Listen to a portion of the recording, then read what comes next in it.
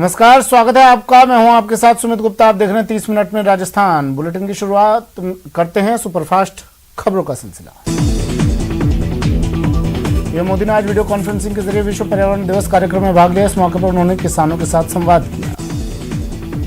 PM ने संवाद के दौरान कहा कि जैविक खाद से किसानों को फायदा हुआ है।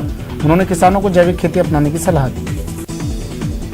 नरेंद्र मोदी ने अपने संबोधन में कहा कि अब इथेनॉल 21वीं सदी की प्राथमिकताओं से जुड़ गया है। इथेनॉल के उत्पादन का प्रोजेक्ट लॉन्च किया गया है। इथेनॉल सेक्टर के विकास के लिए रोडमैप तैयार किया गया है। वहीं विश्व पर्यावरण दिवस पर मुख्यमंत्री अशोक गहलोत ने ट्वीट कर बधाई दी। उन्होंने लिखा कि स्वच्छ पर्यावरण प्रत्येक प्राणी के जीवन के लिए आवश्यक है। बात सदियों से हमारे पूर्वज मानते और अपनाते रहे हैं।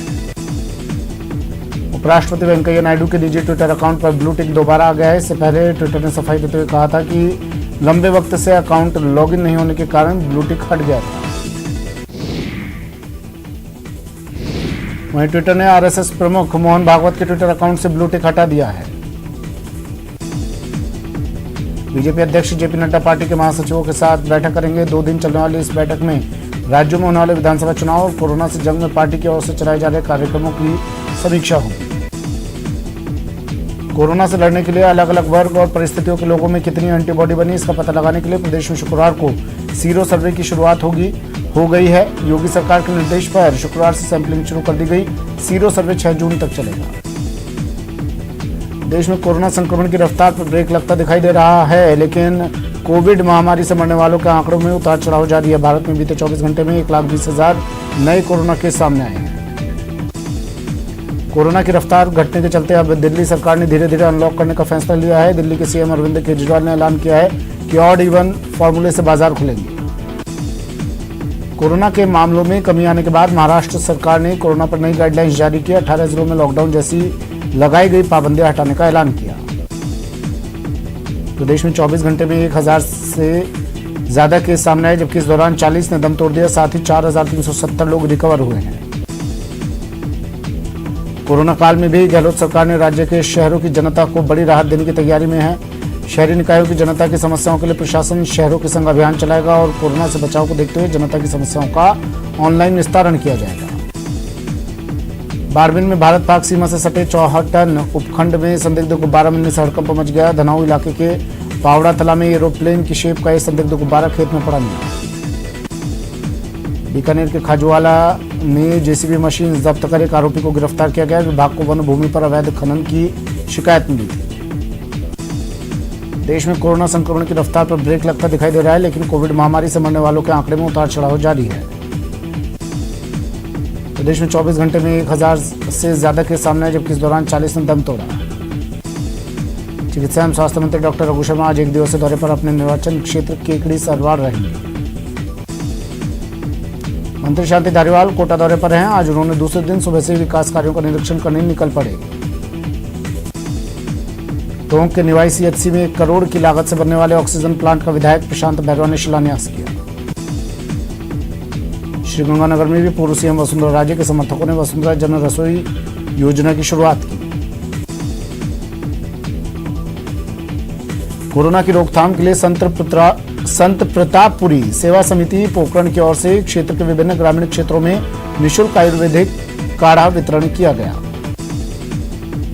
प्रतापगढ़ के मुंगाना कस्बे में आधी रात से शुरू हुआ बारिश का दौर सुबह तक भी जारी रहा। बारिश के चलते आमजन ने जहां गर्मी से राहत महसूस की, वहीं किसानों के चेहरों पर मायूसी छा गई। सिरोही के नेशनल हाईवे पर एक ट्रक बाइक चालक को बचाने के चक्कर में बेकाबू होकर पलट गया। बाइक चालक को मामूली सी चोट आई। ट्रक ड्राइवर और खलासी कांच तोड़कर बाहर गिर गए।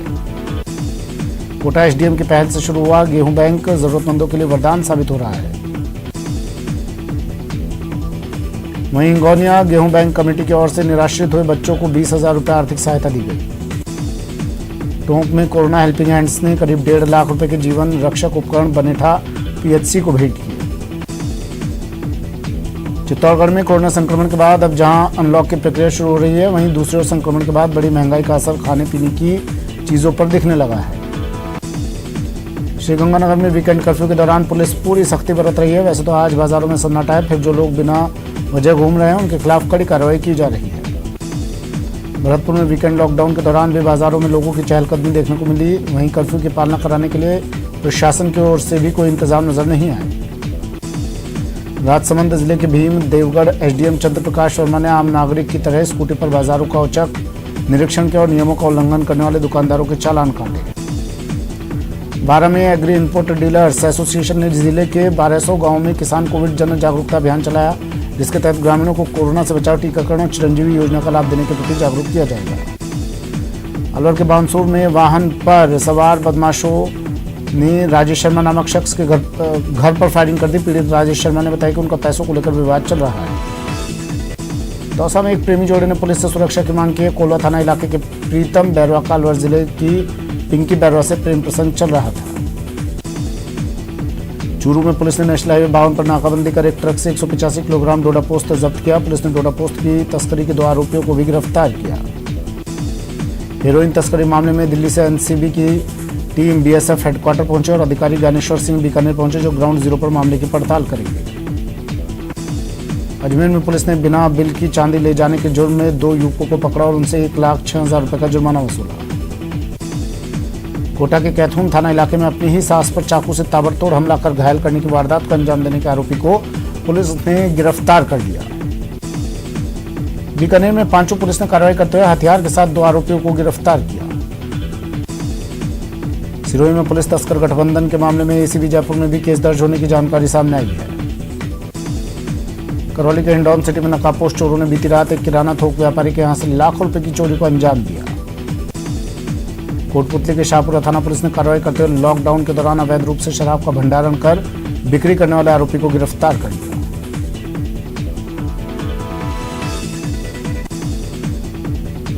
झुंझुनू में दुष्कर्म के मामले में आरोपी बाल अपचारी गार्ड को चकमा देकर कोविड सेंटर से भाग गया। पुलिस ने 2 घंटे बाद ही उसे पकड़ लिया। अलवर में रिको के वाटर सप्लाई सेंटर में संदिग्ध परिस्थितियों में एक व्यक्ति का शव मिला, जिससे इलाके में सनसनी फैल गई। कोटपुतली के रेनवाल थाना इलाके में रेलवे स्टेशन के पास बीती रात एक युवक ट्रेन की चपेट में आने से उसकी मौत हो गई। चूरू में नेशनल हाईवे 58 पर देर रात सड़क हादसा हुआ। हरिद्वार जाने वाली बस से नागौर की ओर से आ रहा एक पाइप से भरा ट्रक टकरा गया, जिसके बाद स्लीपर बस पलटी खा गई।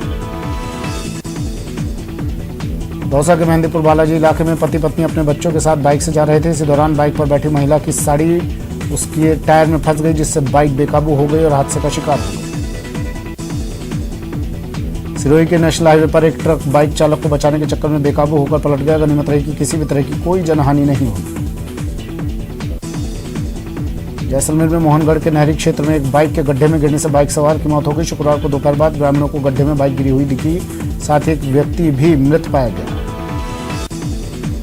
चूरू के सुजानगढ़ में अपने ही घर में एक युवक ने फांसी लगाकर आत्महत्या कर ली। सूचना पर पुलिस मौके पर पहुंची और शव को राजकीय अस्पताल में भर्ती करवाया। अलवर के बहरोड उपखंड के श्यामपुर गांव में बनी शराब कंपनी के सैनिटाइजर प्लांट में आग लग जाने से हड़कंप मच गया। सूचना पर दमकल की गाड़ी मौके पर पहुंची और आधे घंटे में आग पर काबू पाया गया। बढ़ती महंगाई और बेरोजगारी को लेकर युवक कांग्रेस ने पूरे प्रदेश में प्रदर्शन किया, जिसके तहत कांग्रेस के युवा कार्यकर्ताओं ने जयपुर में भी प्रदर्शन किया। जयपुर में सफाई व्यवस्था बिगड़ गई क्योंकि दोनों नगर निगम के सफाई कर्मचारी हड़ताल पर चले गए। प्रतापगढ़ की दलोट कस्बे के जैन समाज के लोगों ने विकास अधिकारी को ज्ञापन सौंपकर अनूप मंडल पर कार्रवाई की मांग की। राजसमंद जिले के आमेट कस्बे में स्वास्थ्य कर्मियों ने अपनी मांगों को लेकर एसडीएम को मुख्यमंत्री के नाम ज्ञापन सौंपा।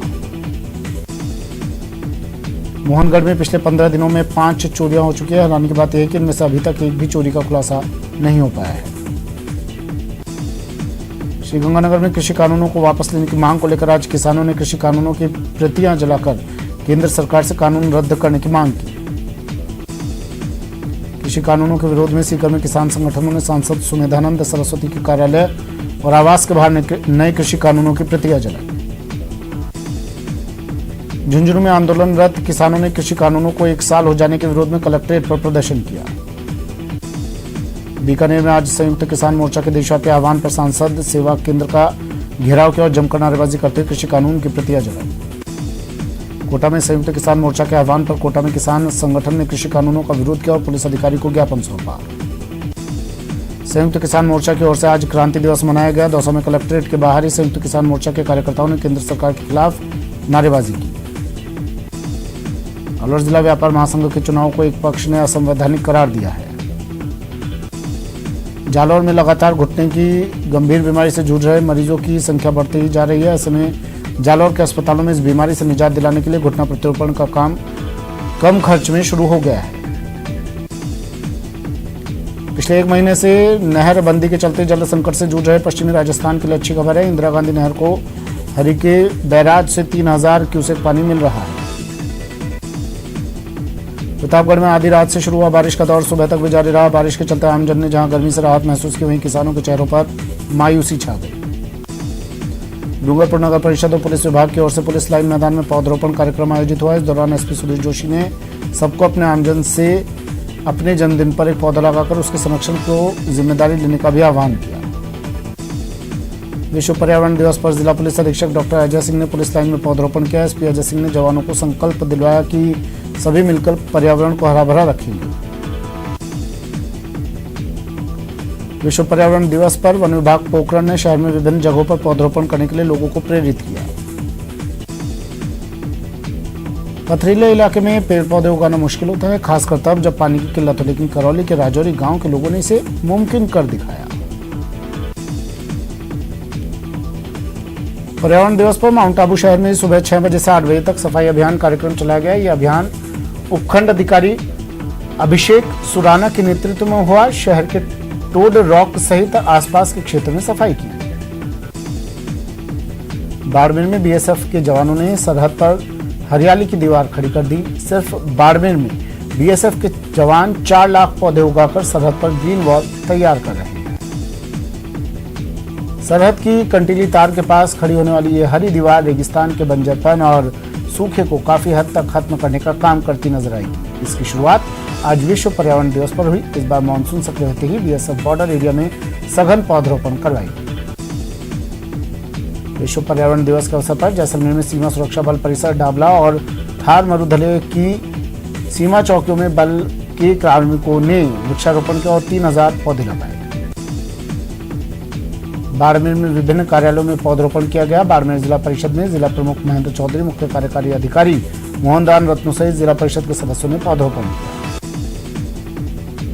राजसमंद में नवल श्याम गौशाला में पौधरोपण किया गया। इस अवसर पर नीम, आम, छायादार और फलदार पौधों का पौधरोपण किया गया।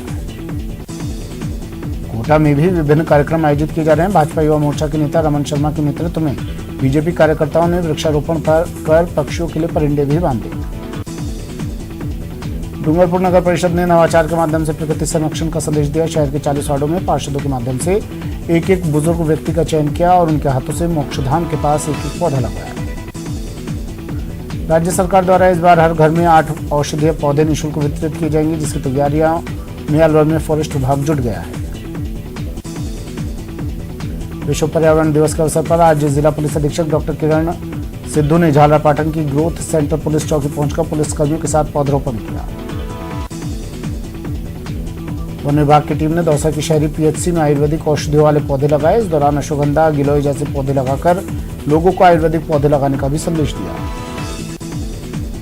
डूंगरपुर में 2 पार्षदों ने अनूठे तरीके से प्रदर्शन किया। कलेक्ट्रेट के बाहर बीजेपी के 2 पार्षदों ने पर्यावरण को नुकसान पहुंचाने वालों के खिलाफ सिर मुंडन करवाकर प्रदर्शन किया।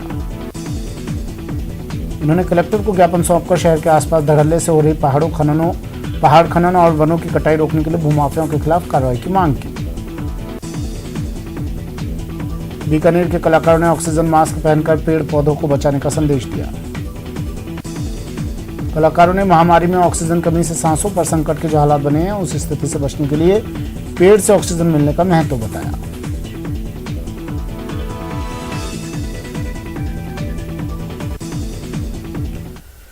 नेटवर्क